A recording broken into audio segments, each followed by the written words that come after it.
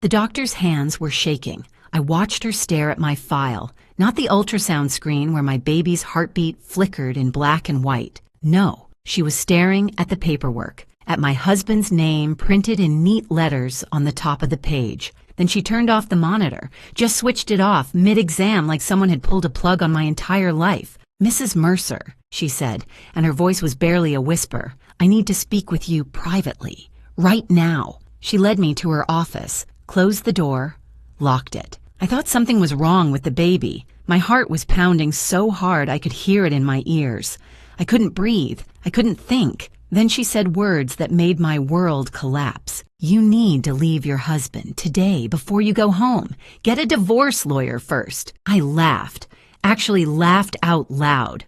"What? Why? We're having a baby together. We're happy. I don't understand." "That's exactly the problem." Her face was white as paper. "What I'm about to show you will change everything you think you know about your marriage. But let me start from the beginning, because you need to understand how I ended up in that office, 4 months pregnant, learning my entire life was built on lies, told by the man sleeping next to me every night. My name is Daphne Wilson. I'm 32 years old. I work as a marketing director at a boutique firm in Connecticut, and I come from what people politely call old money. My grandmother, Eleanor, passed away 5 years ago and left me her estate, about $2.3 million in a trust, plus the historic Wilson family home, where 5 generations of women had lived, loved, and raised their children. I never flaunted it. I worked hard at my own career. I drove a 10-year-old Subaru and bought my coffee at the same place every morning. The inheritance was security, not identity, but it made me a target. I just didn't know it yet. I met Grant Mercer 4 years ago at my family's annual charity gala. The Wilsons had hosted it for decades. That year, I was standing at the bar trying to escape a conversation with a man who'd asked about my financial situation within 3 minutes of meeting me. Subtle, right? Then Grant appeared. Tall, dark hair, easy smile. He asked what I was drinking, made a joke about the terrible jazz band, didn't mention money once. He claimed to be just a financial advisor who'd gotten a last-minute invitation from a colleague. He said he had no idea who the Wilson family was. Looking back, that should have been my first red flag. A financial advisor who doesn't research the host family of a major charity event? That's like a chef showing up to a cooking competition saying, "Oh, we're making food today?" Had no idea. But I was tired of obvious gold diggers, and here was this charming man asking about my favorite books instead of my bank account. We dated for a year. Grant was attentive, thoughtful, remembered the smallest details. He insisted on paying for dinners even though I could have bought the restaurant. He seemed so genuine. My mother, Vivian, saw through him immediately. After their first meeting, she pulled me aside. "That man's smile doesn't reach his eyes," she said. "Something's wrong with him, Daphne. I can feel it." I told her she was being paranoid, overprotective, jealous even. We fought about Grant constantly. Eventually, we just stopped talking. 2 years of near silence between me and the woman who raised me. Birthday texts and nothing more. All because I chose to believe my husband over my own mother. Spoiler alert, Mom was right, and she's been waiting patiently to say, "I told you so." At this point, she's absolutely earned it. Grant and I got married after a year of dating. Beautiful ceremony at my grandmother's estate. He cried during his vows, tears streaming down his face as he promised to love and protect me forever. Looking back, those were probably the most honest tears he ever shed. Not from joy, from relief. His long game was finally paying off. After 2 years of trying for a baby naturally, we saw a fertility specialist. The diagnosis hit like a truck. Grant had severe male factor infertility. His sperm count was almost non-existent, and what little he had barely moved. Natural conception was essentially impossible. Grant seemed devastated. He cried in the car for 20 minutes. He apologized over and over like it was his personal failure. I comforted him, told him we'd figure it out together. That's what marriage was about. What I didn't know was that Grant wasn't crying from grief. He was crying because his plan had just gotten significantly more complicated. All that emotion was him recalculating, not mourning. We decided on IVF with a specialized procedure called ICSI, where doctors inject a single sperm directly into an egg, our best chance. Grant insisted on researching clinics himself, found one he said was perfect, handled all the paperwork. At the time, I thought he was being supportive because I was so emotionally drained. The first cycle failed. Devastating. I couldn't get out of bed for 3 days. Grant held me, whispered encouragement, promised we'd try again. The second cycle, 7 months ago, worked. Positive pregnancy test. 2 pink lines that changed everything. I cried happy tears. Grant held me close, already talking about nursery colors and baby names and the future he'd always dreamed of. Then, casually, he mentioned I should update my will. Now that we're a family, he said. I thought it was sweet, practical, the kind of thing a good husband thinks about. I had no idea he was already counting my grandmother's money as his own. Everything seemed perfect.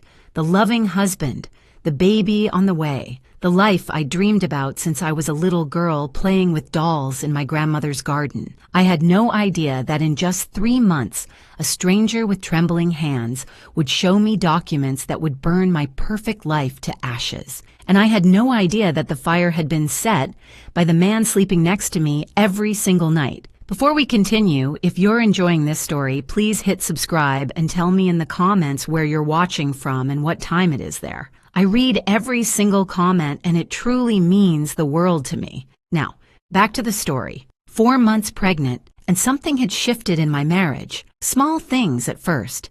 The kind of things you notice but explain away because the alternative is too painful to consider. Grant started keeping his phone face down on every surface. New password I didn't know. He'd step outside to take calls, come back saying it was work stuff, and change the subject before I could ask questions. He claimed he was restructuring client portfolios during these late-night calls at 11 p.m. on a Saturday. Now, I'm no financial expert, but I'm pretty sure the stock market takes weekends off. Unless Grant had secret clients in Tokyo, which he definitely did not, something else was going on. The late nights at the office multiplied. 3 times a week, sometimes 4. He wouldn't come home until midnight. He's a financial advisor, not an emergency room surgeon. What could possibly require that kind of schedule? I found receipts. A restaurant downtown I'd never been to. $280 for dinner for 2. A hotel in the city. 40 minutes from our house. Why would my husband need a hotel room so close to home? When I asked, Grant had answers for everything. Smooth, practiced answers that came just a little too quickly. Client dinner. Important networking. The hotel was for a conference that ran late, and it just made more sense to stay over than drive home exhausted. And when I pushed harder, when I asked more questions, his tone changed. Daphne, you're being paranoid. It's the hormones. My mother warned me about this. Women get irrational during pregnancy. Don't turn into one of those wives. I felt ashamed for even asking. That's how good he was at this. He made me apologize for questioning him. The financial pressure intensified around the same time. Grant's requests about money became more frequent, more urgent, more creative. We should add me to your trust. What if something happens during delivery? I need to be able to access funds for the baby. It's just practical. Power of attorney is common sense. Every married couple does it. Unless you don't trust me? Your grandmother's house is too big for us anyway. We should sell it. Invest the money properly.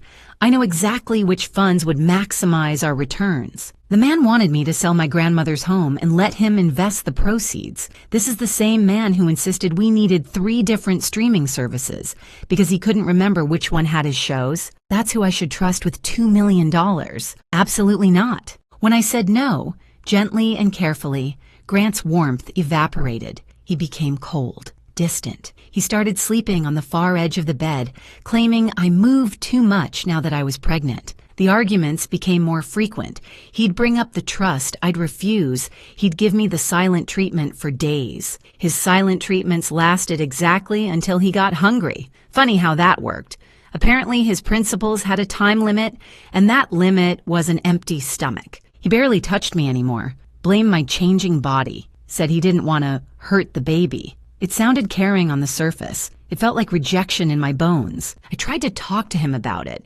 He said I was being needy, hormonal, difficult. I started to wonder if the problem was me. One night, I woke up at 2 in the morning and Grant wasn't in bed. I found him in the kitchen, hunched over his phone, speaking in a hushed voice. I stood in the hallway and listened. "It's almost time," he was saying. "By spring, everything will be settled. Just need to wait until—" He saw me and hung up immediately. "Work emergency," he said. "Go back to sleep, honey." I didn't ask who has work emergencies at 2 a.m. about things being settled by spring. I was too tired, too pregnant, too desperate to believe my marriage was still okay. My best friend Tara came over for lunch the following week. She sat across from me at the kitchen table and watched me make excuse after excuse for Grant, his stress, his work pressure, his adjustment to becoming a father. Finally, she put down her fork and looked at me with those eyes that had known me since college. "Daff, listen to yourself. When's the last time you talked to your mom?" I didn't answer. "When's the last time Grant was actually happy to see you? Not performing happy, not putting on a show for other people. Really genuinely happy to see you walk through the door?" I couldn't answer that either. "Trust your gut," Tara said. "Something is wrong here." I told her she was being dramatic, but that night I couldn't sleep. I kept thinking about Grant's phone, always face down, his late nights, his sudden obsession with getting access to my money, the way he looked at me sometimes when he thought I wasn't paying attention, like I was a math problem to solve, not a person to love, 4 months pregnant. Regular OB appointment for an ultrasound. My usual doctor was on vacation, so I was scheduled with a colleague instead, Dr. Claire Brennan. I went alone. Grant had a client meeting he absolutely couldn't miss. Standard appointment, nothing special. I laid back on the exam table, cold gel on my belly, waiting to see my baby dancing on the screen like always. Dr. Brennan was pleasant and professional. She made small talk while setting up the equipment, asked how I was feeling, if the baby was moving much, all the normal questions. Then she opened my file, glanced at the paperwork. Her face changed. She looked at my husband's name, looked at me, back at the name. I saw her hands start to tremble. She set down the ultrasound wand, reached over and turned off the monitor completely. "Mrs. Mercer," she said, and her voice was barely above a whisper, "I need to speak with you, privately, right now." I thought something was wrong with the baby. Every worst-case scenario flooded my mind in 3 seconds flat. She walked me to her office, closed the door, locked it behind us, and then she said words that cracked my entire world wide open. "I know what your husband did, and I have proof." She pulled a folder from her desk drawer. Her hands were still shaking as she opened it. "My younger sister works at your fertility clinic," she said. 3 weeks ago, she came to me crying.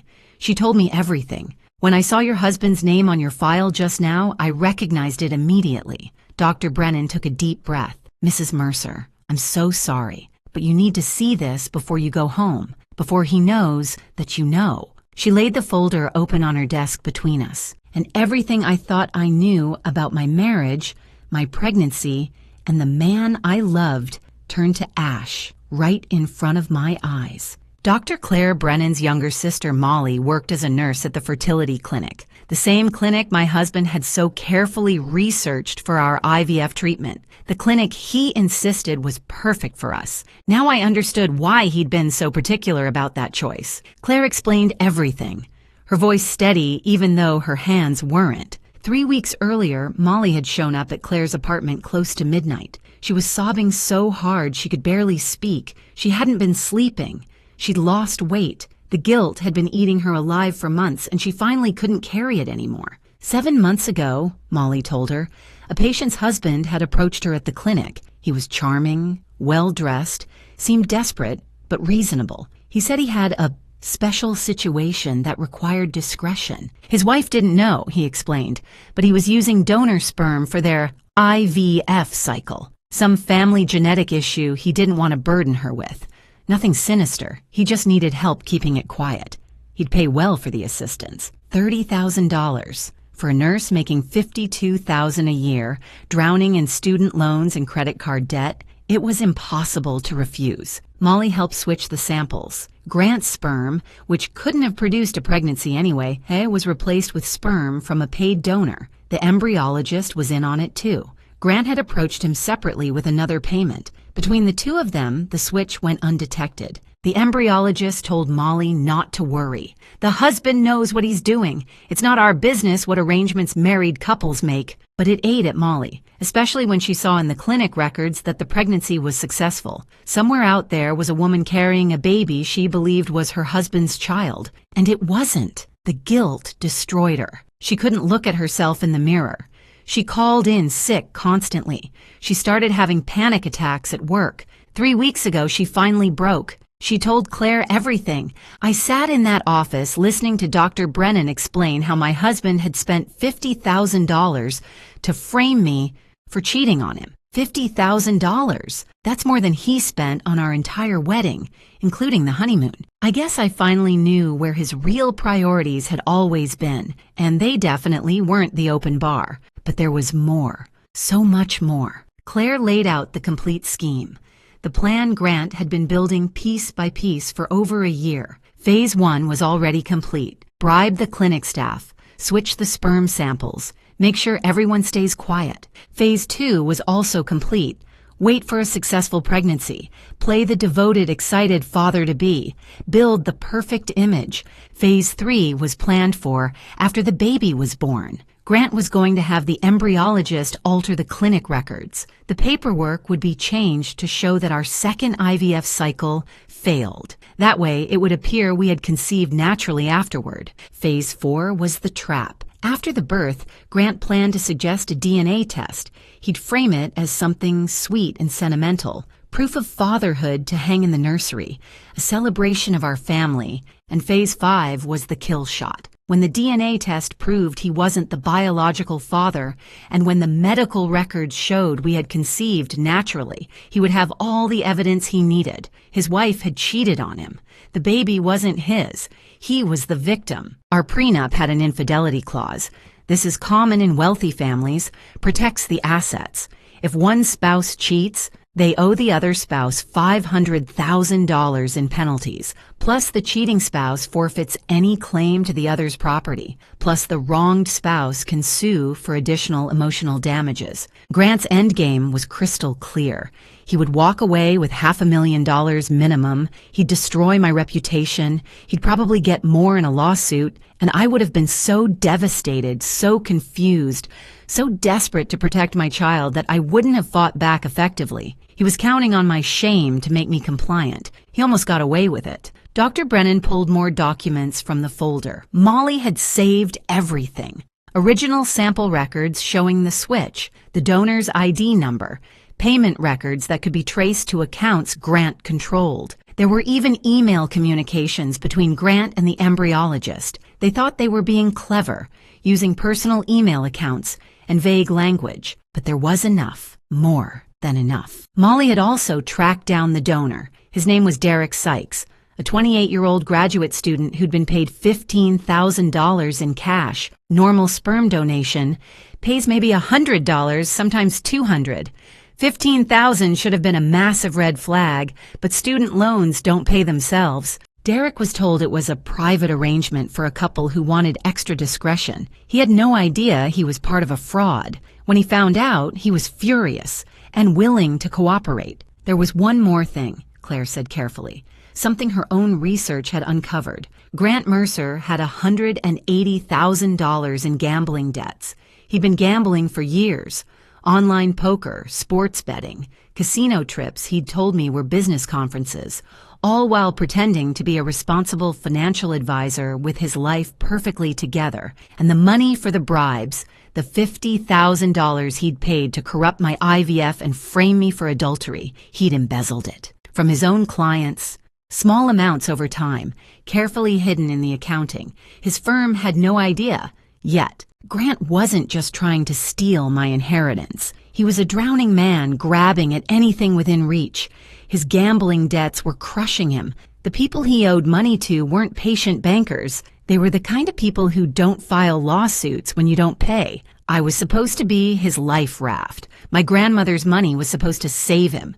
And he was willing to destroy me completely to get it. I sat in that office for a long time. The papers spread out in front of me, the truth burning a hole in my chest. Shock came first, cold, paralyzing shock, then disbelief. I kept reading the documents over and over, looking for some mistake, some misunderstanding that would make everything okay again. Then the pieces started clicking together. The late nights, the secret phone calls, his obsession with accessing my money, his careful, calculated attention when we were dating. He'd researched me before we ever met. The charity gala where we accidentally bumped into each other wasn't an accident at all. He knew exactly who I was and what I was worth before he ever said hello. The way he cried at our wedding, those tears I thought came from joy. They were tears of relief. His long con was finally paying off. And my mother, Vivian, who I'd pushed away for 2 years, who I'd called paranoid and jealous and overprotective. She'd seen through him in 5 minutes. His smile doesn't reach his eyes. She tried to warn me. I chose him over her. I thought about crying. I thought about screaming.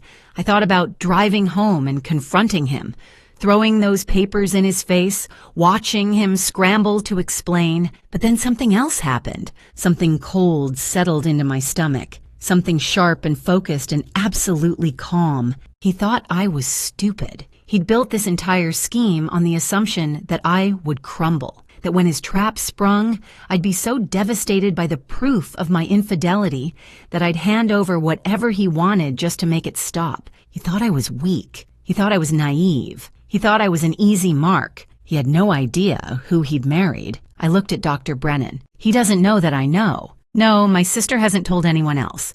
And I only connected you to the case when I saw your file today. Good. I gathered the documents carefully. I need copies of everything. And I need you to connect me with Molly directly. What are you going to do? I stood up. My hand rested on my belly, on the baby who was completely innocent in all of this, a child who didn't choose their biology, a child I already loved, regardless of DNA tests or donor IDs, or any of the ugliness swirling around their existence. My husband thinks he's been playing chess, I said. He thinks he's 3 moves ahead.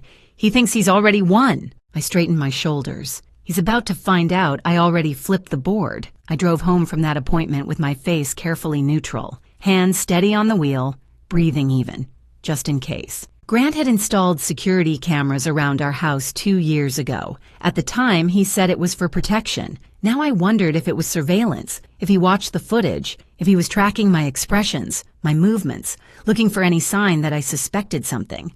So I gave him nothing. He was waiting when I got home, standing in the kitchen with that smile that didn't reach his eyes. My mother's words echoed in my head, 2 years too late. "How was the appointment?" he asked. "Is the baby okay?" I smiled back, walked over and hugged him, showed him the ultrasound photo Dr. Brennan had printed before everything changed. "Perfect," I said. "Everything's absolutely perfect. I deserve an Oscar for that performance." I smiled at him over dinner while mentally calculating how much his bail would be. I asked about his day while picturing him in an orange jumpsuit. I even laughed at his joke about baby names. It wasn't funny at all, but I committed to the role like my life depended on it. Because in a way, it did. I apologized for being paranoid lately, blamed the hormones, used the exact same excuse he'd thrown at me for months. His whole body relaxed when he heard it. The tension in his shoulders melted away. He thought he was still winning. He thought his plan was still on track. That night, he slept soundly beside me. I lay awake until 3 in the morning,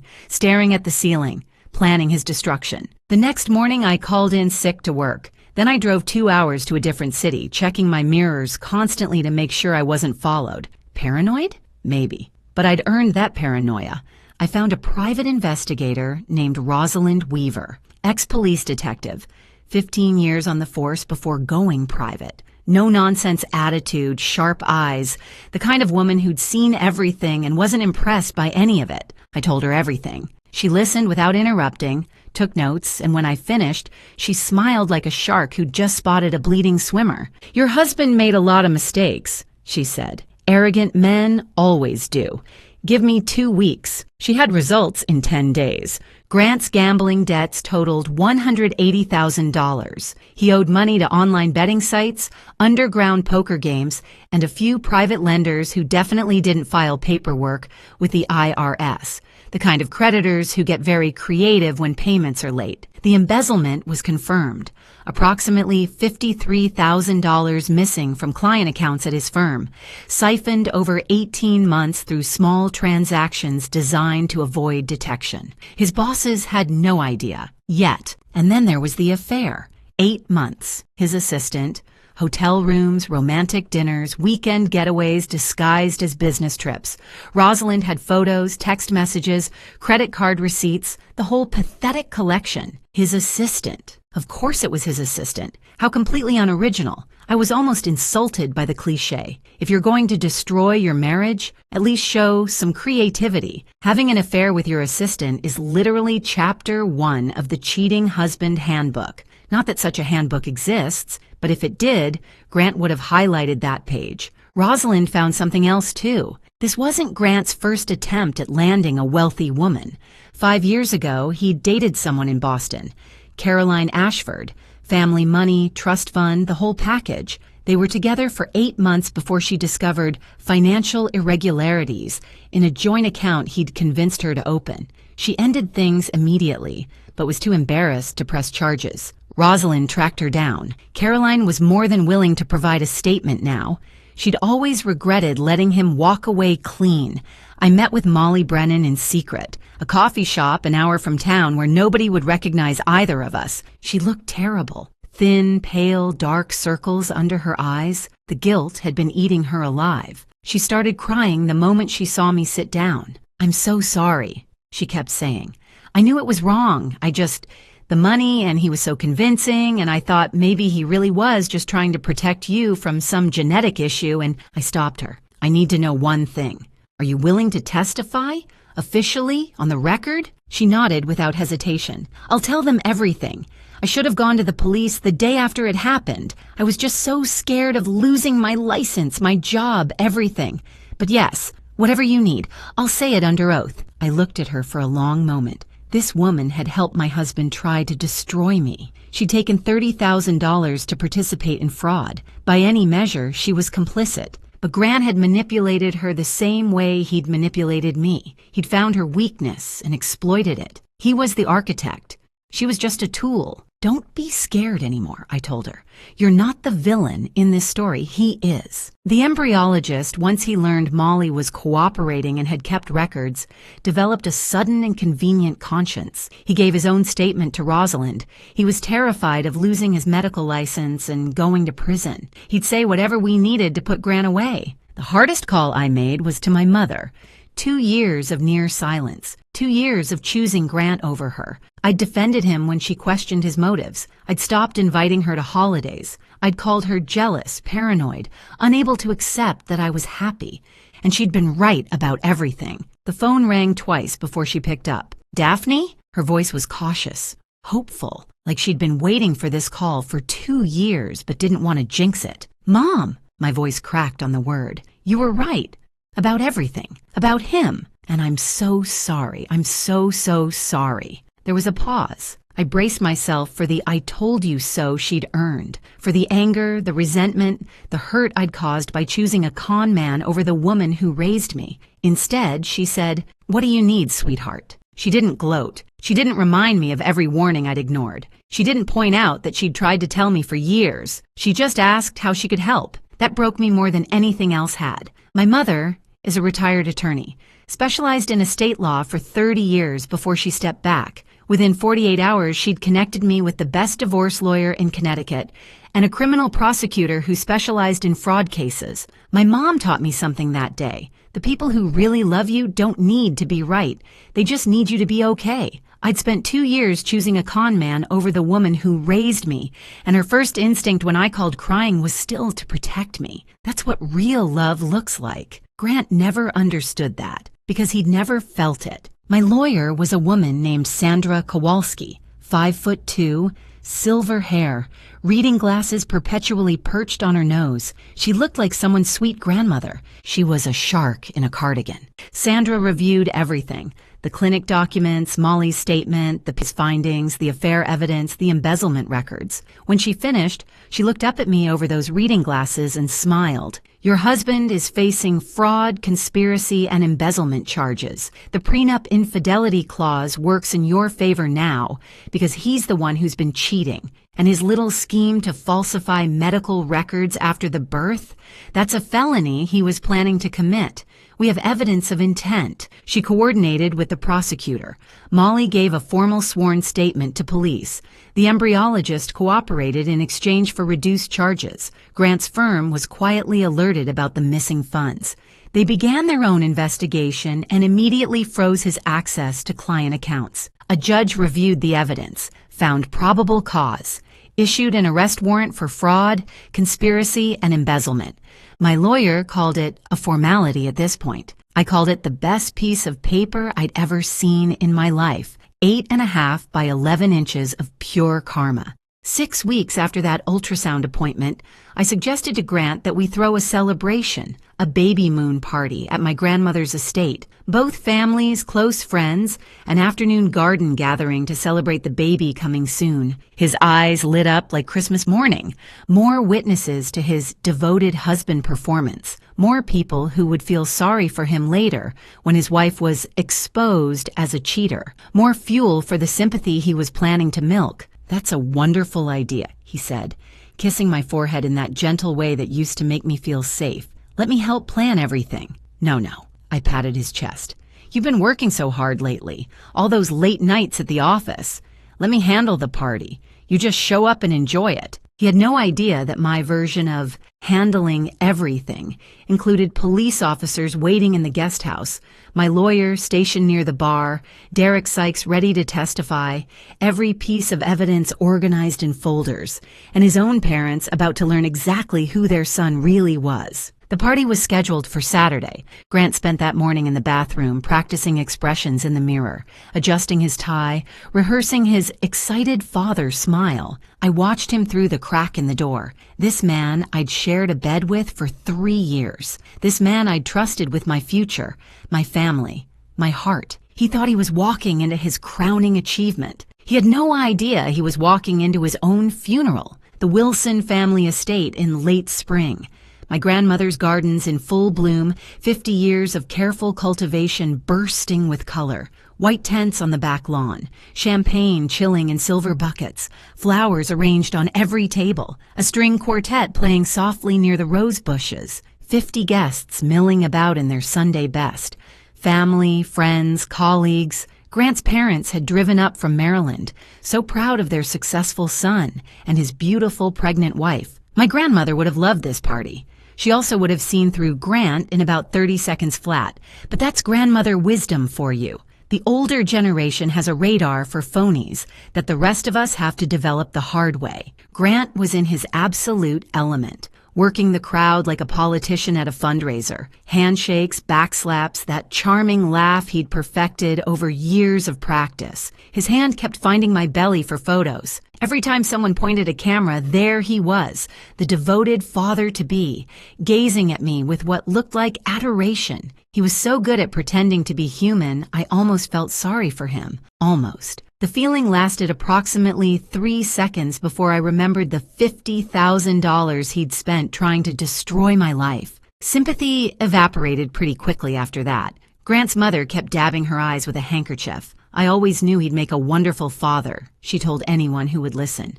Such a good boy, such a caring husband. His father walked around shaking hands, chest puffed out, proud of the family Grant was supposedly building, the legacy continuing.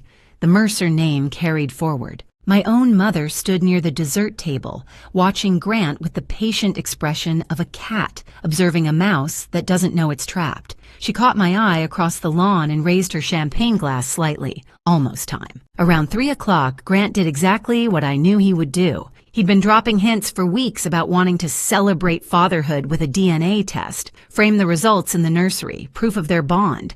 So romantic, so meaningful, so completely staged. At the party, he brought it up again, loudly, making sure plenty of people could hear. "You know what we should do, honey?" He pulled me close, arm around my waist, playing to the crowd. "I've been thinking. Let's get one of those DNA test kits. We can frame the results for the nursery. Proof that daddy and baby are connected forever. Wouldn't that be special?" Several guests made awe sounds. His mother dabbed her eyes again. I pretended to hesitate. Oh, I don't know. That seems like a lot of trouble. Come on, it'll be amazing. We could even open the results right here, right now.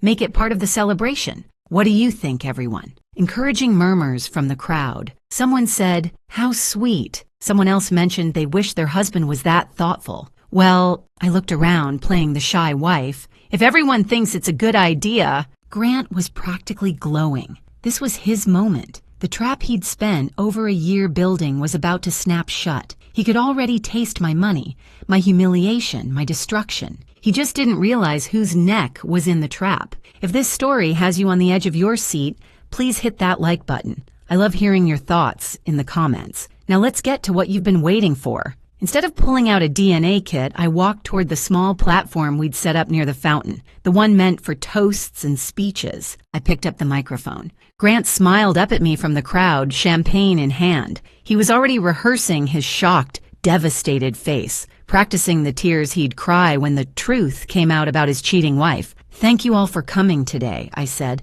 my voice carrying across the lawn. "This party is supposed to be about celebration, about family, about truth." I found Grant's eyes in the crowd. "My husband said he wanted to reveal something special today, so I'm going to help him do exactly that." His smile flickered, just for a second, the first crack in his performance. I reached under the podium and pulled out a folder. 3 months ago, I learned something about my husband that changed everything I thought I knew about my marriage. I want to share it with all of you today because Grant is right. This should be about truth. Grant's smile was frozen now. His champagne glass had stopped halfway to his lips. Grant and I struggled with fertility. His diagnosis meant natural conception was impossible for us. So we did IVF at a clinic he chose. I held up the first document. These are the records from that clinic. The original records, before anyone had a chance to alter them. I let that word hang in the air. Original. Grant's face went pale. These records show that my husband bribed 2 clinic employees to switch his sperm sample with donor sperm. He paid $30,000 to a nurse. He paid the embryologist. And he paid $15,000 to a young man named Derek Sykes. I gestured toward the edge of the crowd. Derek stepped forward, a 28-year-old grad student who'd thought he was helping an infertile couple, not participating in fraud. To provide the sperm that was used to conceive my child, without my knowledge, without my consent. Gasps rippled through the crowd. Grant's mother grabbed his father's arm. Someone dropped a champagne glass and it shattered on the patio stones. My husband's plan was simple, I continued. Wait until our child was born, demand a DNA test, and when the results proved he wasn't the biological father, which he already knew would happen, he would accuse me of having an affair. I held up more documents. Our prenup has an infidelity clause. If I had supposedly cheated, I would owe him $500,000. He could sue for additional damages. He could destroy my reputation. He could take everything my grandmother left me and walk away. Grant found his voice. It came out strangled, desperate. "Daphne, honey, this is insane. You're confused. It's the pregnancy, the hormones. You're not thinking clearly. I'm not finished." My voice was ice. The crowd went silent. In addition to bribing the fertility clinic, my husband embezzled approximately $50,000 from his clients at his firm to fund this scheme. I looked at a man standing near the bar, Grant's boss, who'd been quietly invited. His firm is now aware and investigating. Grant's boss set down his drink. His face said everything. My husband also has $180,000 in gambling debts, money he owes to people who don't take late payments kindly. And for the past 8 months, I pulled out the photographs. Nothing explicit, just romantic enough to leave no doubt. He's been having an affair with his assistant. Grant's mother made a sound like she'd been punched in the stomach. I displayed the photos, restaurant dinners, hotel entrances, the kind of evidence that removes all possibility of denial. This wasn't even his first attempt, I added. 5 years ago in Boston, he targeted another woman with family money. That relationship ended when she discovered financial irregularities. She's provided a statement to investigators and is prepared to testify. Grant's champagne glass slipped from his fingers. It hit the stone patio and exploded, champagne spraying across his expensive shoes. Those are lies, he stammered. She's making this up. She's mentally unstable. The pregnancy has affected her mind. Grant, his own mother's voice cut through the noise, quiet but sharp enough to draw blood. Is any of this true? He turned to face her, opened his mouth to deny everything. Nothing came out. Molly Brennan stepped forward from where she'd been standing near the guest house, pale but determined. I'm the nurse he bribed, she said. I have documentation of everything. I've already given my statement to police. Derek Sykes spoke up next. He paid me $15,000 and told me it was a private arrangement. I had no idea I was part of a fraud until Mrs. Wilson's investigator contacted me last month. Grant looked around wildly at the faces of people who'd been laughing with him 10 minutes ago. His colleagues, his family, the society friends he'd worked so hard to impress. Everyone was staring at him like he was something rotting they'd just discovered on their shoe. Then 2 police officers stepped out from the guest house, walking calmly across the lawn. Grant Mercer. The first officer's voice was professionally neutral. You're under arrest for fraud, conspiracy, and embezzlement. You have the right to remain silent. Anything you say can and will be used against you in a court of law. They handcuffed him right there, in front of everyone. His mother was sobbing now. His father refused to look at him, staring at the ground like he wished it would open up and swallow him. As they walked him toward the police car, Grant tried one last time, one final manipulation. Daphne, please. His voice cracked. We can work this out. I made mistakes, but I love you. I've always loved you. Don't do this. Think about our baby. Think about our family. I looked at him. Really looked. At the man I'd shared my life with for 3 years. The man I defended to my own mother. The man who'd stood at an altar and promised to love and protect me while calculating how much he could steal. You're absolutely right, Grant, I said. We just worked it out. They put him in the back of the police car. I watched it drive away down the long gravel path, past the gardens my grandmother had planted half a century ago, through the iron gates of the property Grant had wanted so desperately to own. 50 guests stood in absolute silence. Then my mother walked up and put her arm around my shoulders. I'm proud of you, she said quietly. Your grandmother would be too. And for the first time in months, I took a full breath. Grant was denied bail. Flight risk, the judge said. Between his gambling debts and the people he owed money to, there was too much chance he'd disappear. Those gambling creditors got very interested very quickly once the arrest made the news. They'd been patient while Grant had a wealthy wife. That patience evaporated the moment they realized the money train had derailed. His affair partner, the assistant he'd been sneaking around with for 8 months, resigned from his firm the morning after the party. Didn't even clean out her desk. Just sent an email and vanished. She didn't wait for the handcuffs to click shut before she ran. I've seen rats leave sinking ships with more loyalty. At least rats have the decency to look back once. Grant's firm completed their internal investigation within 2 weeks. $53,000 confirmed missing. They filed their own criminal charges. The woman from Boston, Caroline Ashford, came forward publicly once she heard about the arrest. She'd spent 5 years feeling stupid for falling for his act, too embarrassed to pursue justice. She wasn't embarrassed anymore. Her statement added another layer to the case prosecutors were building. The divorce was finalized in record time. Grant's lawyer tried to negotiate, but there was nothing to negotiate with. The prenup's infidelity clause, the one Grant had been planning to weaponize against me, worked in my favor now. He was the one who'd been unfaithful for 8 months. He owed me, not the other way around. Not that he had anything to give. Every asset he claimed to own was either borrowed, stolen, or imaginary. The criminal case moved quickly. Molly Brennan testified. The embryologist cooperated fully in exchange for a reduced sentence. Derek Sykes provided his statement. The paper trail Grant thought he'd hidden wasn't hidden at all. Fraud, conspiracy, embezzlement. Each charge stuck. Each charge carried years. His parents stopped coming to court after the first week. His father released a statement saying Grant had made choices that no parent can defend. His mother checked into a facility for exhaustion, which is what wealthy people call it when they can't face reality. Grant Mercer, who had walked into my life 4 years ago with such careful charm, would spend the next several years in prison. When he eventually got out, he'd have nothing. No money, no career, no family willing to acknowledge him, no future targets who wouldn't find his criminal record with a simple search of his name. The trap he'd built so patiently and so carefully had snapped shut on his own neck. My baby was born 4 months after the party, healthy, perfect, absolutely innocent in everything that had happened. Some people asked if I was going to contact Derek Sykes, include him somehow. I thought about it. But Derek was a 28-year-old grad student who'd made a dumb decision for money he desperately needed. He wasn't ready to be a father. He didn't want to be, and I didn't need him to be. My child would have me, would have my mother, finally back in my life where she belonged, would have the entire Wilson family, the legacy my grandmother built over decades of love and work. That was more than enough. That was everything. I learned something through all of this. Family isn't about DNA. It's not about blood tests or biology or genetic matches on a chart. Family is about who shows up, who stays, who chooses you every single day, even when it's hard.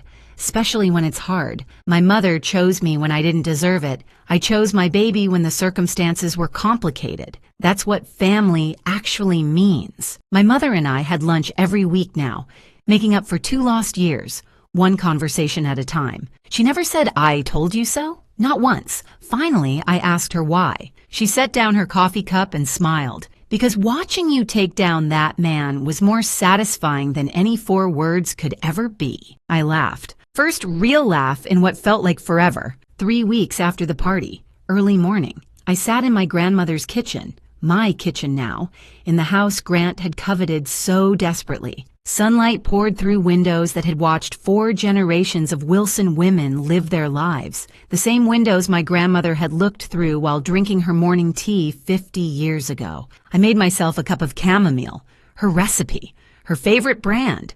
Some traditions are worth keeping. My phone buzzed on the counter. Text from my mother. "Lunch tomorrow." I smiled and typed back. Always. Outside, the gardens were in full bloom. The roses my grandmother planted when she was a young bride.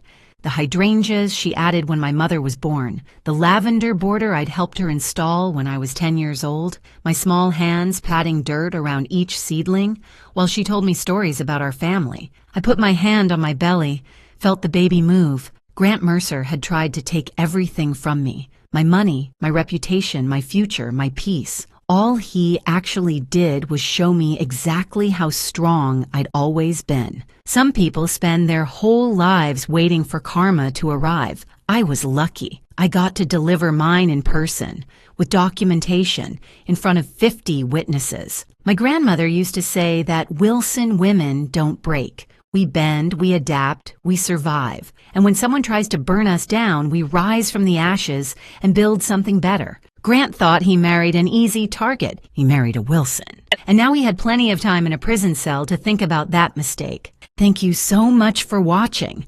More of my most gripping stories are already on your screen. Click one now and don't miss the best part. You will love it. See you in the next story.